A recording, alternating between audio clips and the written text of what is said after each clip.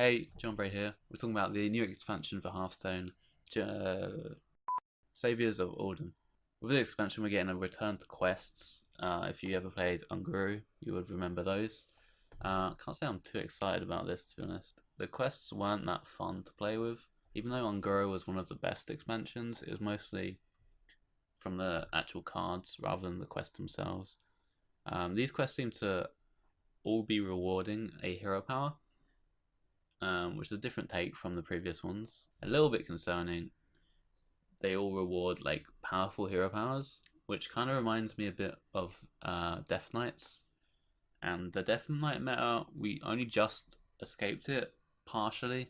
Doctor Boom's still around, causing havoc on ladder. I don't really want to end up in a situation like before, where we have basically just pressing the button dictates the late game of decks.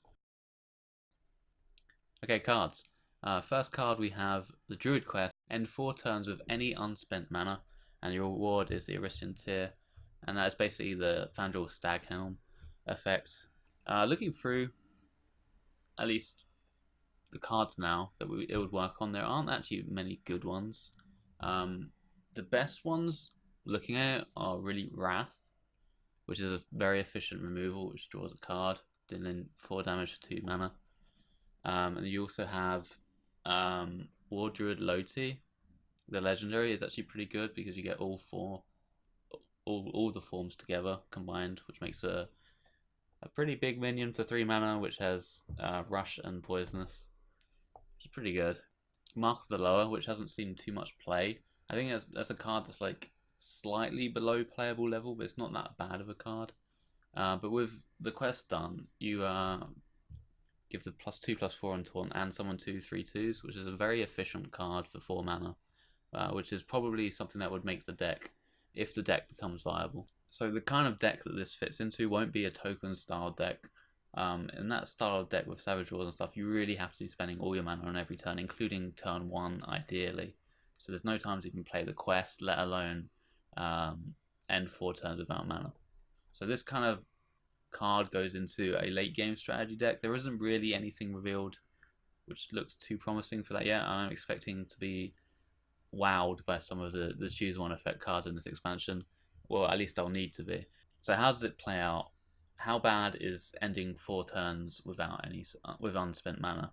If you just take it at face value and you start floating 1 mana on 2, 1 mana on 3, 1 mana on 4, 1 mana on 5 to complete it, it's kind of similar to Felguarding yourself. Like, you've just lost a mana crystal essentially, but you don't get any immediate tempo for it, like getting a 3/5 taunt for 3 would be. And Felguard saw absolutely zero play throughout Hearthstone's history. It was that bad of a card. And the tempo downside of floating mana with this is worse because you don't get any extra up front. It's all on the back end. You do have the option of not doing it every turn, which you don't have with Felguard. You could say, I'm going to float mana here when I haven't got much to answer, or I've got nothing to develop. But say it comes to turn 4 and you need to use a swipe, you can just use a swipe and then just float turns later on. Currently, as is, this card is bad, I'd say. We need to see some very, very convincing choose one effects, especially late game ones, for this card to see any play. Next up, we have Puzzle Box of Yogg-Saron. Yogg's back, baby, without the body, but you can run 2 of them. Yogg, typically when he was good, would be running Druid mostly, which ran more than 10 spells usually, and you could also ramp towards Yogg. So it's a bit easier to play a 10 mana card in Druid. As is, the Mage builds are Cyclone Mages, which really have high tempo swings during the mid game. This could be like a Hail Mary play, but I'm not sure that deck really needs that. It kind of wins or loses way before turn 10, I'd say. Like if you ever look at like mulligan win rates against Mage and you have a card in your deck that costs more than 5 mana or 6 mana, it's just right at the bottom of win rates every single time. It's because the tempo swings in the game happen way before those turns, and the tempo swings are what decide the game. Can the mage tempo swing you, or can you burst them down before they can do it? And Puzzle Box of Yogg-Saron doesn't really help the game plan. It might be a meme card. I kind of hope it's a meme card because Yogg-Saron was pretty toxic as far as cards came and was well deserving of a nerf. This is obviously not as powerful, but you can draw it a bit more consistently if you run 2 of them, and there's ways to generate it as well. Next we have the Priest board clear, Plague of Death.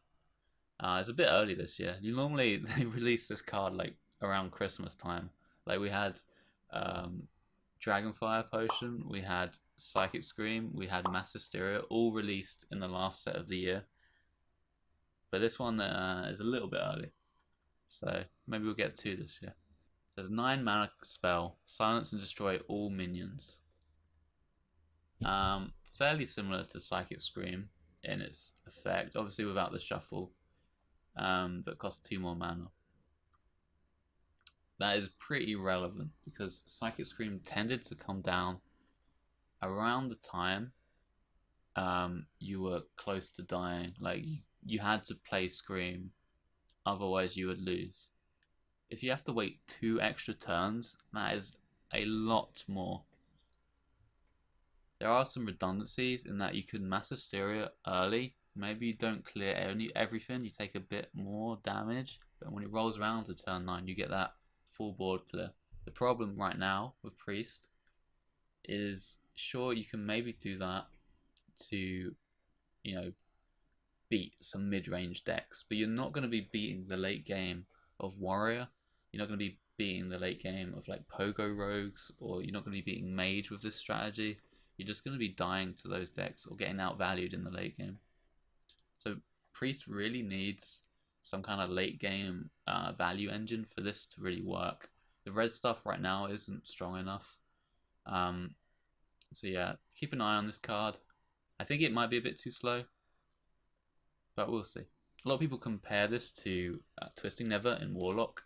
Obviously the silence effect is quite relevant if you're facing like death rattles and stuff. Especially something like there are quite a few death rattle effects right now in like Snip Snap. Maybe some mech hunters become a bit more popular, and then you really kind of want to get the silence effects as well. It might heal you a bunch against bombs, for example.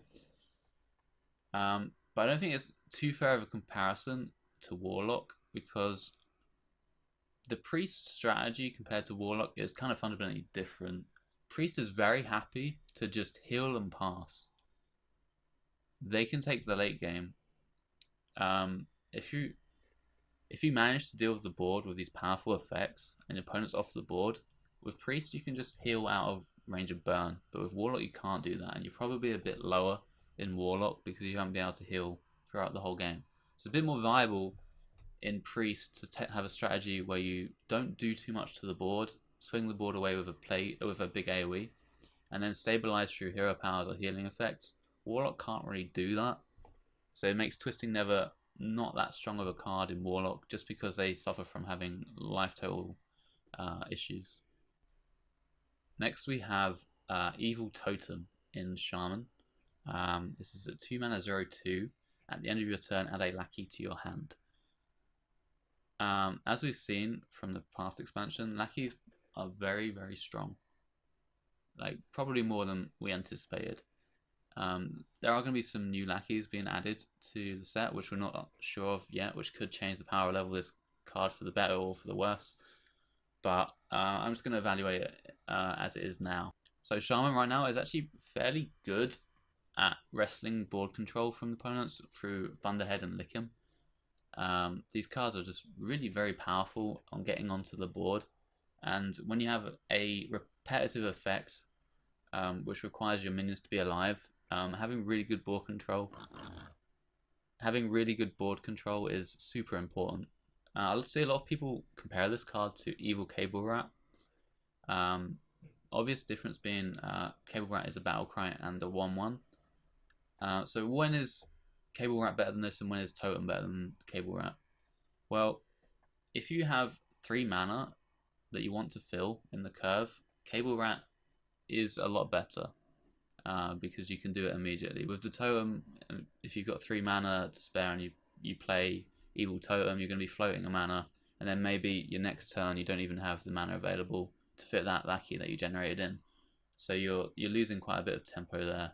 The Evil Totem's also worse when you have to immediately deal with the board. Say you'd really want a Spell Lackey, or you really want deal 2 damage Lackey or Rush Lackey or whatever.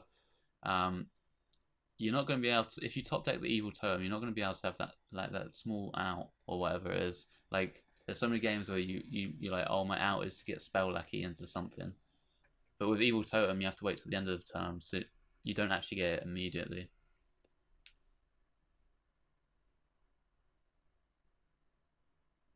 So when is Evil Totem better than Cable Rat?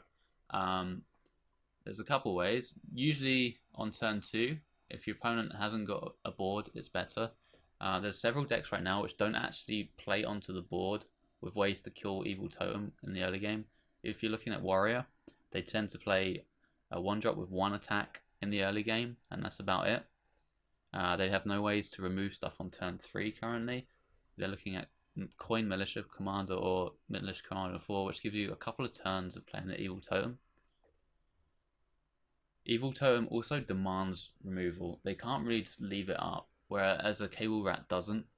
They can just leave a Cable Rat on board, don't have to worry about it. But if they don't have a way to immediately trade into the Totem on board, they might have to invest removal into it, which is a big win for you. Some people can compare this to Mana Tide Totem, which isn't seeing play right now, but has done in the past. I think this card is better than Mana Tide Totem. For one, it's cheaper, and I think Lackeys in general are better than cards in your deck, at least for the early turns. And the kind of deck that this will fit in, I think Lackeys are better than cards in the deck for sure.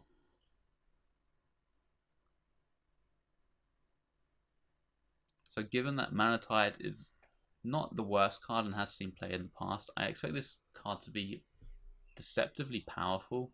If you can keep board control of it and you drop it down, it's going to be really annoying for the opponent to deal with.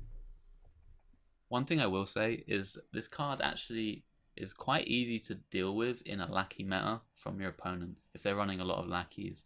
Because the damage Lackey kills it, Rush Lackey kills it, they've likely gone wide on board, so it's hard to clean up their side of the board. So they have a lot of 1/1s and stuff, which will be easy to trade into this. It's not like we're in a Yeti meta where your opponent has just 1/4/5 on the board and you play Evil Totem and something else and they have to decide which one they want to kill. Your opponent likely has gone wide themselves. I think Evil Totem probably will see some play. Just the repetitive effect has always been powerful in the past, and I don't expect it to be any different, and Lackeys are very strong. Next up we have the Shaman Quest Corrupt the Waters. I am very excited about this card. Quest, play 6 Battlecry cards, reward Heart of the Null. I'm going to pronounce it like that, sure. Basically, the reward of this is you get a 2 mana hero power that replaces your totem hero power, which essentially has the Bran effect from old, which doubles your battle cries for a turn. So, how hard is it to play 6 Battlecry cards? Not very. It's very easy to run Sludge Slurper and Evil Cable Rat already, which is 4 out of the 6 that you required because you get the initial battle cry plus the Lackey battle cry. As some of you might know, I've played a lot of Mutate Shaman. That runs plenty of battle cry effects and Shudderwock. That deck doesn't actually have a turn 1 very often. The only real one is when you're going first and you have a Sludge Slurper, is when you want to be playing a card on turn 1. Things like Bolt, things like Voltaic Burst, you don't really play on turn 1. And sometimes you don't even want to play your Sludge Slurper on turn 1. Say you have a Lickim in hand, you might want to Sludge Slurper on turn 2, play the Lackey as well, and then on turn 3 you'll have the Lickim with the Overload damage boost as well. Whereas if you played Sludge Slurper on turn 1, when it comes to turn 3, you're just going to have a 1 attack Lickim. There's also other reasons like pings and stuff that you don't really want to play it on turn 1. Also, sometimes you have Underbelly Angler in hand, which means you want to be playing that on turn 2, followed up by your Murloc 1-drop. Quest decks in the past always had a trade-off between playing your quest on turn 1 or developing a 1-drop. Currently in the game, there aren't that many great 1-drops in the game, and in this particular deck, there's plenty of reasons not to play something on turn 1, or you will just be floating turn 1 anyway.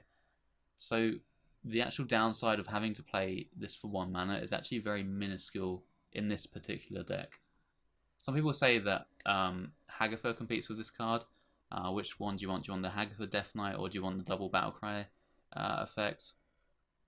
I don't think Hagatha is a great fit for token style decks, particularly with ones which generate a bunch of cards like this one does with the Lackeys, Underbelly Angler, Shadowwalk, etc. You end up with too many hand size issues. And oftentimes the Hagatha AoE is a downside, not only immediately because you often have kind of a wide board with this deck, but with your Shadowwalk you really don't want to be AoEing all your generated minions away. The reward can be kind of compared to Spirit of the Shark, which is pretty good in Rogue with Lackeys, as is. With the double Battlecry hero power, you can spend 2 mana instead of 4 to get the effect cheaper, and it doesn't cost you a card, but you also have to spend 2 mana on every single turn. You can't set up your combo and then go off on a turn. You have to at least have that 2 mana disadvantage on every turn that you want to do it, so which it means you're going to have less swingy turns than you will with Shark Rogue. One thing you could see with this card is a massive reliance on Lackeys. You could run the 3 Lackey generating cards in Evil Totem, Cable Rats, and Sludge Slurper, and run 2 copies of each of them. And then your late game becomes basically hero power plus a bunch of Lackeys, and you're just going to keep your card generation up a huge amount. You get a lot of tempo that way. It'll be kind of hard to run out of resources. So in that kind of strategy, you kind of want to lower the curve. Maybe you don't even run cards which seemingly have really good double Battlecry effects, like Swamp Queen Hagatha, for example. Those kind of cards might be too expensive to run with this quest. You might want to just lower the curve completely and then just kind of rely on your button and cheap stuff as your late game. Kind of similar to how Quest Warrior did it in the past, and pretty similar to how Mech Warrior does it now. A lot of their cards aren't really that expensive. They still keep up in the late game. Next we have the Warlock Quest, which is Supreme Archaeology. Quest, draw 20 cards. Reward, Tomb of Origination. So drawing 20 cards is pretty tough. If you naturally draw through your deck and get down to your last 10 cards or whatever, actually you'll be even fewer than that. It'll be like your last 6 or so, because you have already drawn cards off the mulligan, which won't count towards the quest. You're gonna have like only a few cards remaining, and you really don't want to be drawing at that stage because you're going to be looking at fatigue. So this has to work with Plot Twist. That's the only way to make this card work. Plot Twist right now is absolutely terrible.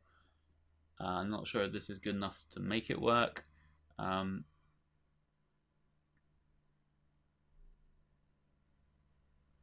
There are a couple of demon cards which shuffle rushing 2/2s into your deck, which work quite well with this and with Plot Twist in general.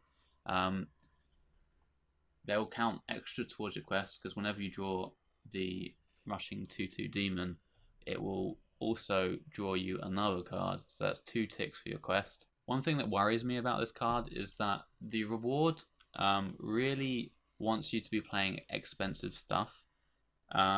It could be you just run Refarm, Arch Villain Refarm, because drawing 0 mana legendaries is pretty good, and maybe the rest of your deck is geared towards, you know, completing the quest and surviving up to that point. If you want your deck to be full of late game stuff, so you make the most out of the boosted hero power, you're going to find yourself in a situation where you're just dying, because if you spend the rest of your turns doing plot twist effects, you're not really affecting the board. If you're spending a lot of your turns life tapping to draw enough cards to complete the quest, you're also taking a bunch of damage. Currently, as is, Warlock doesn't really have great healing options, and it doesn't have great AoE options, or removal for that matter. So any sort of aggressive strategy is probably going to destroy you pretty quickly. I think Warlock really needs some powerful removal options, healing options, etc., etc., to make this kind of work. And maybe you don't even go with this if they do get those. Something like Mountain Giants into Omega Agent Barista is probably a better late game combo if you do have the removal. Next we have Restless Mummy, our first reborn minion. If you don't know, reborn is a new keyword which, when the minion first dies, it comes back to life with 1 health. So Restless Mummy, you can rush the 3/2 into something. If it dies, it comes back as a 3/1 with rush, and you can rush that into something. So in many ways, it's like a flexible multi-shot that can act as a minion, or it can act on the same target twice. And it's not RNG dependent. So it sounds pretty good. Is this better than Militia Commander, or do you run it in addition to Militia Commander? It's better in some scenarios. One thing it's good at is killing Thunderhead, which might see more play if Shaman gets a bit more viable. What this is worse at is killing stuff with like 4 health. Like if there's like 3 4s in the meta or 3 5s, this card is a lot worse. It's good at killing 2 3 health things. I think it's a bit worse at killing tokens like you get from lackeys as well, because it has a net of 3 health. 2 on the main body and 1 on the last body, while Militia Commander has 5 health. So you're much more likely, if you're trading into token decks, to get a better body left over if you play Militia Commander. Restless Mummy does let you kill 2 things immediately if you really need to, but often case it's unlikely your opponent has 2 threats that you have to kill on turn 4. Usually the 5/5 rush is enough to deal with the most threatening thing, and you can kind of leave the body left over to try and deal with the remaining board. If Warrior didn't have Militia Commander, this would be a slam dunk card, but I think Militia Commander might just be stronger. Next we have Jar Dealer, which is a 1-drop, 1 mana 1/1, Death Rattle, add a random 1 cost minion to your hand. This card is kind of similar to Acorn Bearer, obviously worse stats, and you only add 1 drop to your hand, but the 1-drop's likely better statted than the 1/1s you get from Acorn Bearer. Overall, I'd say it's a lower power level for sure, but Acorn Bearer is a pretty nutty card in Token Druid. You also can kind of compare this to Firefly in the past. Obviously, the front body is worse than a 1/2, and it's also a Death Rattle, not a Battle Cry, so it's a bit harder to fill curves. Maybe this doesn't get killed, and maybe you have to take a bad trade with it to get the effect off it, which is worse than what Firefly can do. Firefly can be a 2-drop as well. So, although this is worse than Firefly, it still could be good, because Firefly was one of the best and most versatile 1-drops ever printed in Hearthstone. It's worth noting that this has really good synergy with Magic Carpet. I can see a Zoo deck which runs Magic Carpet running this card as well. I don't think this card is too weak.